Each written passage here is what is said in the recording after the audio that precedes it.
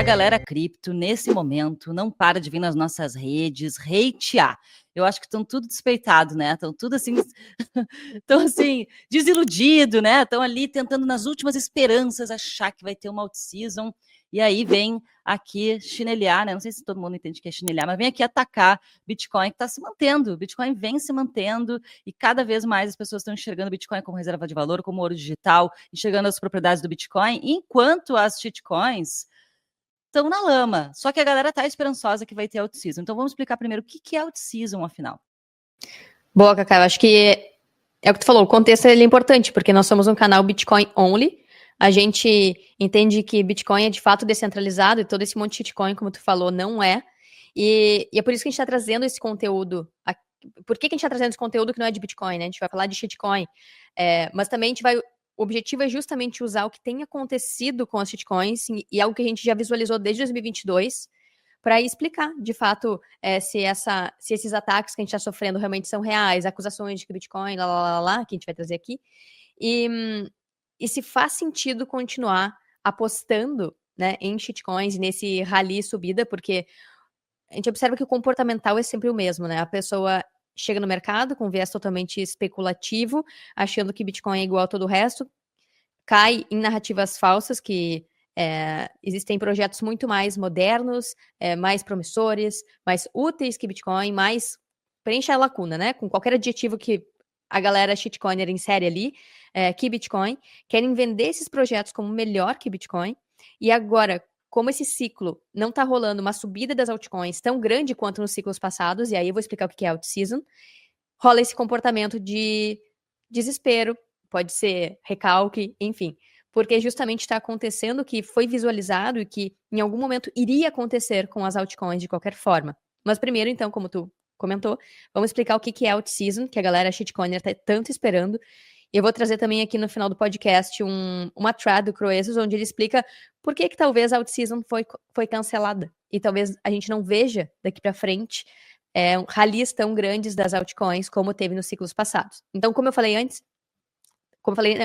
tu perguntou antes, o que é uma out-season, né? É o momento do bull, a gente está num momento bem interessante do ciclo Bitcoin, que é o momento em que ele acumula por alguns meses e daí começa o movimento de subida. Então, ele teve uma subida bem grande em 2023, 2024, e agora 2025, se a gente comparar com outros ciclos, é para ser o ano de bull, de maior subida em relação aos anos anteriores, que foi de final de bear, acumulação e um pequeno crescimento. 2025 tende a ser o momento que Bitcoin tende a expandir mais de preço. 2025, 2026, ninguém tem bola de cristal. Então, comparando com outros ciclos, né? Em alguns momentos da bull run, que é o momento que Bitcoin sobe muito de preço, as altcoins, ou shitcoins, que, enfim, todo esse mercado que surgiu pós-Bitcoin, copiando a forma como ele foi criado, mas não tendo descentralização de fato, e eu vou explicar depois por que não tem. Em alguns momentos dos ciclos passados, houveram rallies, ou seja, subidas muito grandes, não de uma ou outra específica, como a gente observou agora há pouco, por exemplo, o meme coins, foi o que mais subiu ali em 2024, muito no comportamento especulativo, mas durante a out-season, que a galera shitcoiner fala, é um momento em que, enfim, todas as altcoins sobem meio que arrastadas, replicando o movimento do Bitcoin. E por que elas sobem, né? Tanto assim, porque esse Bitcoin é o projeto que é de fato descentralizado, que é mais comprovado, que tem mais verificação, que, enfim, tem mais tempo e tem mais hash rate, tem mais fundamentos como uma rede financeira e também como ativo, se a gente for analisar ali assim, ou como dinheiro, porque no fim, quando se criam redes que competem com a rede Bitcoin, porque estão criando sistemas financeiros paralelos, elas sim estão competindo com propriedades monetárias, mas esse é só um ponto, tá?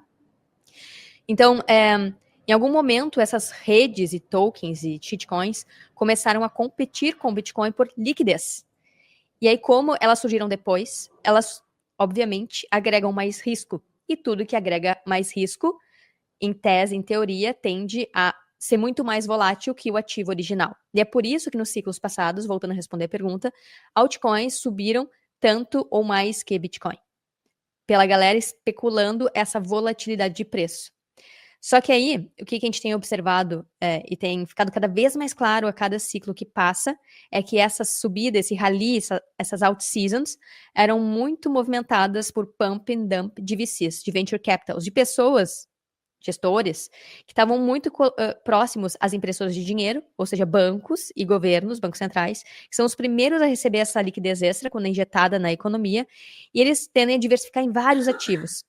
E nessa diversificação, eles também colocaram, nos ciclos passados, grande parte dessa liquidez em altcoins, apostando em projetos que poderiam competir com o Bitcoin, muito no viés da mentalidade Fiat, como a gente já falou antes, das teorias de portfólio moderno, usando os conceitos de diversificação para se proteger, muito na ideia de que colocar em altcoins seria uma forma de se proteger caso o Bitcoin não desse certo.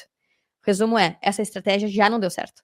E aí agora a gente vai explicar o que mudou nesse ciclo. Não sei se tu quer comentar alguma coisa, porque né, eu fiz toda uma volta aqui para responder o que é alt-season.